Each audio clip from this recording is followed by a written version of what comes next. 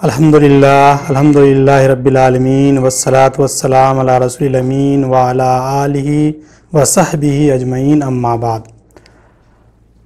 قال اللہ تعالیٰ فی کتاب المجید والفرقان الحمید اعوذ باللہ من الشیطان الرجیم بسم اللہ الرحمن الرحیم۔ شہر رمضان الذی انزل فیہ القرآن ھدی للناس وبینات من الھدی والفرقان فمن شہد منکم الشہر فلیصمہ الی آخر الآیہ۔ وقال النبی صلی اللہ علیہ وسلم بلغوا عنی ولو آیہ او کما قال علیہ الصلوۃ والسلام۔ بزرگوں، دوستوں اور دینی بھائیوں اور میری پیاری ماؤں اور بہنوں، سب سے پہلے میں آپ لوگوں کو رمضان المبارک کی مبارکبادی پیش کرتا ہوں اور اللہ سے دعا گو ہوں کہ اللہ تعالیٰ اس رمضان کے ہر روزے کو ہمیں ایمان اور احتساب کے ساتھ رکھنے کی توفیق عطا فرمائے اور اس کی ہر شب کو شب قدر بنائے، آمین۔ یہ نہایت ہی محترم بالشان مہینہ ہے۔ اس مہینے کی خاص بات یہ ہے کہ اسی مہینے میں قرآن مجید کا نزول ہوا ہے۔ چنانچہ اللہ تعالیٰ نے قرآن مجید میں فرمایا کہ شہر رمضان الذی انزل فیہ القرآن، یہی وہ مہینہ ہے جس میں ہم نے قرآن کو نازل کیا، جس میں بینات بھی ہے، حق اور باطل کے درمیان فرق کرنے والی کتاب بھی ہے یہ، اور فمن شہد منکم الشہر، تو پس جو کوئی اس مہینے کو پائے تو اسے چاہیے کہ وہ روزہ رکھے۔ قرآن مجید میں سورہ قدر کے اندر یہ بات کہی گئی ہے کہ انا انزلناہ فی لیلۃ القدر وما ادراک ما لیلۃ القدر لیلۃ القدر خیر من الف شہر۔ ہم نے اس قرآن کو لیلۃ القدر میں نازل کیا ہے اور تم کیا جانو کہ لیلۃ القدر کیا ہے، وہ 1000 مہینوں سے بہتر ہے۔ معلوم یہ ہوا کہ یہ رمضان سے قرآن کا خاص مناسبت ہے۔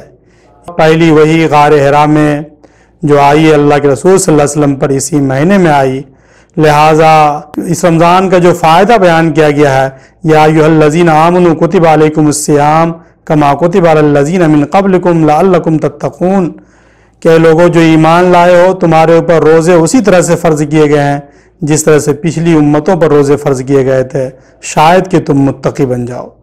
یہ جو روزہ کا فائدہ ہے تقوی، قرآن مجید نے بھی اپنا تعارف کراتے ہوئے یہی بات کہی ہے کہ ذالک الکتاب لا ریب فیہ ھدی للمتقین۔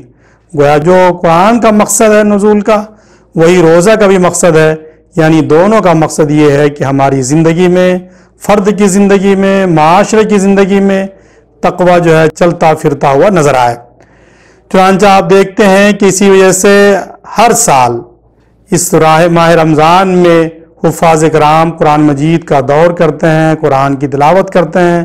تراویح کے اندر خاص طور پر اللہ کے رسول صلی اللہ علیہ وسلم کے زمانے میں اللہ کے رسول صلی اللہ علیہ وسلم کو ہر سال حضرت جبرائیل امین خود قرآن سنایا کرتے تھے، اور وصال کے سال آخری سال جبرائیل امین نے 1 مرتبہ نہیں 2 مرتبہ قرآن سنانے کا اہتمام کیا۔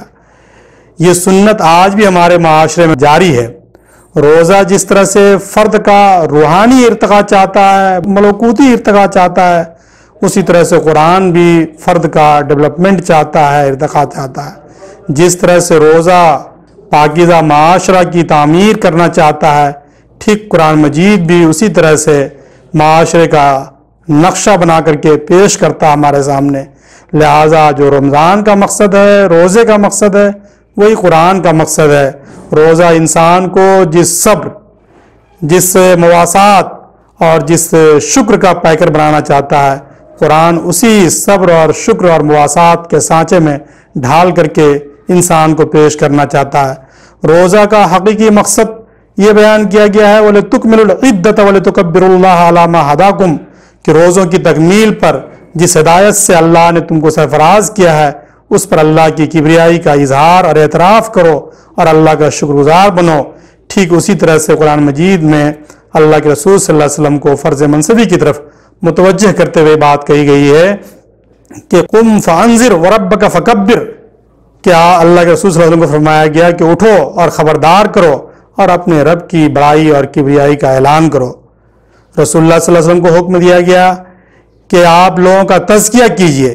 قرآن مجید میں یہ بات کہی گئی ہے کہ هو الذی بعث فی الامیین رسولا منہم یتلو علیہم آیاتہ ویزکیہم ویعلمہم الکتاب والحکمہ، کہ اللہ کے رسول صلی اللہ علیہ وسلم کے بعثت کا مقصد بیان کیا گیا ہے، تلاوت آیات، تعلیم کتاب و حکمت اور لوگوں کا تزکیہ کرنا، ٹھیک وہی مقصد روزہ کا بھی ہے۔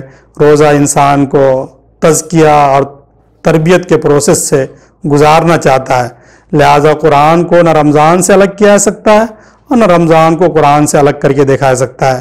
قرآن اللہ کی سب سے بڑی نعمت، اگر کوئی ایک انسان کچھ سمجھ سکتا ہے تو وہ عقل ہے، اور عقل سے بھی بڑی کوئی نعمت ہے تو وہ قرآن ہے، اس لیے کہ وہی کے ذریعے سے انسانی عقل کی صحیح رونمائی ہوتی ہے۔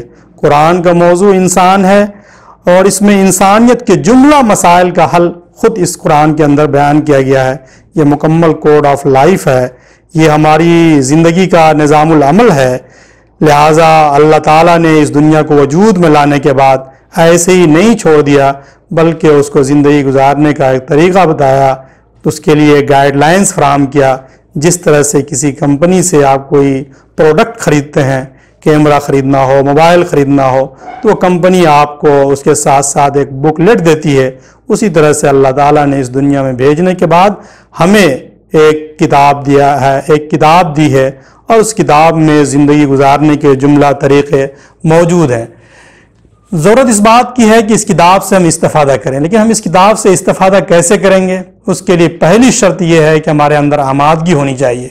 دوسری بات یہ ہے کہ ہم نے سمجھا ہے کہ کتاب بہت ہی مشکل ہے، جبکہ قرآن اپنا تعارف یہ کراتا ہے کہ وَلَقَدْ يَسَّرْنَا الْقُرْآنَ لِلذِّكْرِ فَهَلْ مِن مُدَّكِّرٍ، ہم نے اس کتاب کو نصیحت حاصل کرنے والوں کے لیے بہت ہی آسان بنایا ہے، لہٰذا یہ کتاب مشکل نہیں ہے، یہ کتاب انسانیت کے لیے اللہ تعالیٰ نے آسان بنا کر کے بھیجا ہے، لیکن دقت یہ ہے کہ یہ ہماری زبان میں نہیں ہے، لہٰذا اس کے لیے آج ہر دنیا کی ہر زبان میں، معروف زبان میں قرآن کا ترجمہ موجود ہے۔ خود ہمارے یہاں ہندوستان میں مختلف ہمارے بزرگوں نے، علماء کرام نے قرآن کے ترجمے کیے ہیں۔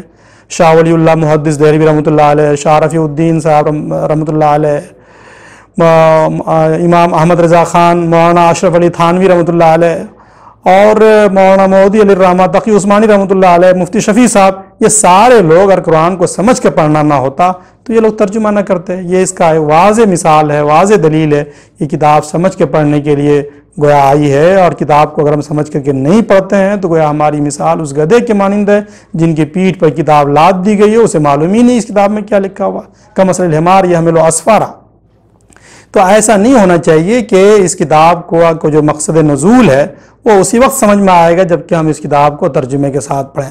تو اس رمضان میں ہمیں عہد کرنا چاہیے کہ ہم اس رمضان میں قرآن مجید سے اپنی زندگی کو وابستہ کریں گے، اس کے لیے قرآن کو سمجھ کے پڑھیں گے، اس کی جملہ تعلیمات پر عمل پیرا ہوں گے۔ اس کے لیے کچھ کاموں کی طرف میں آپ کی توجہ مبذول کرانا چاہتا ہوں۔ آپ ایسا کوئی رمضان آج تک نہیں آیا جو اس میں غیر معمولی فرصت ہو آپ کے پاس۔ اس فرصت کے اوقات کو آپ غنیمت جانیے، اپنے وقت کو قرآن کے ساتھ وابستہ کیجئے، وقت کو قرآن پڑھنے کے لیے فارغ کیجئے، ایک روٹین بنائیے۔ تلاوت کرنا آپ کو نہیں آ رہا ہے تو گھر کے اہل خانہ میں سے کسی کو جن کو پڑھنا آتا ہے ان سے آپ قرآن سیکھیے۔ خیرکم من تعلم القرآن وعلمہ، یہ دنیا کا سب سے بہترین کام ہے۔ اسی طرح سے قرآن آپ پڑھتے ہیں تو اس کو ٹھہر ٹھہر کر کے سمجھ کے پڑھیے۔ ورتل القرآن ترتیلا، قرآن نے خود اس کی ہدایت دی ہے۔ اسی طرح سے بہت مناسب موقع ہے کہ رات کی تنہائی میں شب بیداری کر کے ہم قرآن سے اپنے آپ کو وابستہ کریں۔ قرآن میں اس بات کی خود تلقین کی گئی ہے کہ ان ناشئۃ اللیل ہی اشد وطئا وقوم قیلا، قرآن فہم قرآن کے لیے نہایت ہی موزوں وقت ہے، لہذا قرآن زندگی کا آئینہ بن جائے۔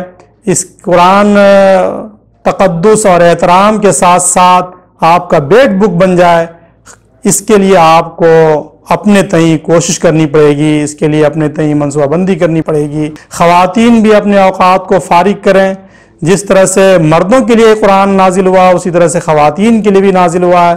خواتین صرف افطار، سحری، کھانے اور پکوان بنانے میں نہ اپنے وقت کو ضائع کریں، بلکہ قرآن کے ساتھ اپنے وقت کو بہتر استعمال کریں۔ اس طرح سے یہ قرآن مردوں کے لیے ہے، اسی طرح سے خواتین کے لیے ہے، بلکہ مردوں کے نام سے تو کوئی سورہ بھی نہیں ہے، بلکہ خاتون کے نام سے تو مکمل ایک سورہ قرآن مجید میں سورہ النساء موجود ہے۔ قرآن مجید میں فرمایا گیا ہے کہ الم یان للذین آمنوا ان تخشع قلوبهم لذکر اللہ وما نزل من الحق ولا یکونوا کالذین اوتوا الکتاب من قبل فطال علیہم الامد فقست قلوبهم وکثیر منهم فاسقون۔ کیا مومنوں کے لیے وقت نہیں آیا ہے کہ ان کی قلوب اللہ کے ذکر کے سامنے جھک جائیں اور اس حق کے سامنے جھک جائیں جو اللہ تعالیٰ نے نازل کیا ہے؟ تم نہ ہو جاؤ ان لوگوں کی طرح سے جنہیں اس سے پہلے کتاب دی گئی تھی، پس ان پر ایک لمبی مدت گزر گئی، ان کے قلوب سخت ہو گئے، لیکن ان میں سے بہت سے لوگ فاسق ٹھہرے۔ تاریخ شاہد ہے کہ مسلمانوں نے جب کبھی اس کتاب سے رشتہ جوڑا ہے وہ دنیا میں معزز، سربلند اور خوشحال ہوئے ہیں۔ جب انہوں نے اس کتاب سے رشتہ توڑا ہے تو وہ دنیا میں ذلیل، پسماندہ اور خوار ہوئے ہیں۔ جیسا کہ علامہ اقبال نے کہا، وہ معزز تھے زمانے میں مسلمان ہو کر اور ہم خوار ہوئے تارک قرآن ہو کر۔ یہ بھی تاریخ کے اوراق میں آپ کو ملیں گے کہ جو لوگ بھیڑ بکریاں چراتے تھے، اونٹوں کی غلہ بانی کرتے تھے، معمولی کاروبار کرتے تھے، اس قرآن کی بدولت دنیا کے حکمراں بن گئے، انسانیت کی امامت کرنے لگے۔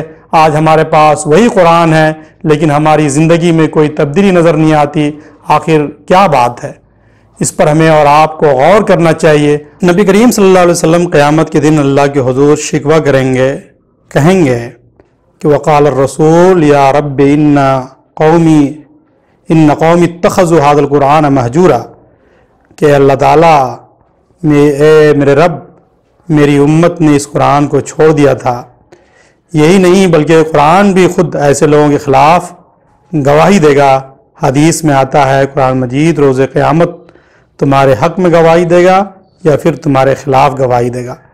لہٰذا ایسے موقع پر اپنے آپ کو قرآن سے وابستہ کر کے قرآن سے اپنے حق میں، اپنے فیور میں گواہی دلانے کا بہترین موسم آیا ہے۔ آپ اس لاک ڈاؤن کے دوران جبکہ امت کو نہ ماضی میں اس سے زیادہ کبھی فرصت ملی تھی اور نہ شاید مستقبل میں کبھی فرصت ملے، اس موقع کو غنیمت سمجھتے ہوئے اپنے آپ کو قرآن سے وابستہ کرنا چاہیے، قرآن کا عملی نمونہ بن جانا چاہیے۔ جیسا کہ حضرت عائشہ صدیقہ رضی اللہ تعالیٰ عنہ سے پوچھا گیا کہ اللہ کے رسول صلی اللہ علیہ وسلم کیسے تھے، تو حضرت عائشہ صدیقہ نے فرمایا کہ کیا تم قرآن نہیں پڑھتے؟ لہٰذا آئیے ہم عہد کریں کہ ہم بھی قرآن کی چلتی پھرتی تصویر بن جائیں۔ ہم اس رمضان میں اپنے آپ کو قرآن سے وابستہ کر لیں، اس رمضان میں قرآن کو سمجھ کر پڑھنے والے بن جائیں، قرآن پر عمل کرنے کا عہد کر لیں، قرآن کا داعی اور مبلغ بن کر کے ان تمام بنی نوع انسانیت تک قرآن کی تعلیمات کو پہنچائیں جن تک نہیں پہنچا ہے، اس لیے کہ ساری انسانیت کے لیے کتاب نازل ہوئی ہے۔ اللہ تعالی ہمیں اس بات کی توفیق عنایت فرمائے۔ وما توفیقی الا باللہ وما علینا الا البلاغ۔ والسلام علیکم ورحمۃ اللہ وبرکاتہ۔